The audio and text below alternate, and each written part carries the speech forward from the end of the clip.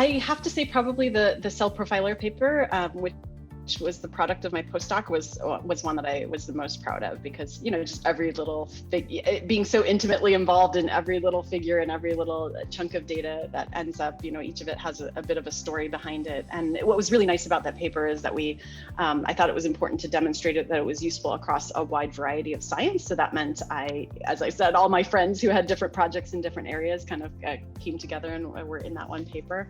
For a more recent one, it's hard to pick a paper, but just the whole cell painting,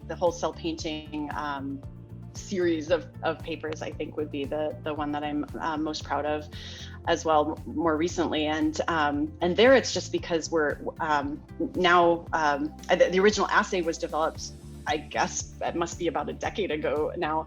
But now we're just starting to see the fruits of it being adopted in the pharma industry, and we're starting to see drugs going into clinical trials that were discovered using this approach. And it's really been tremendously satisfying for me.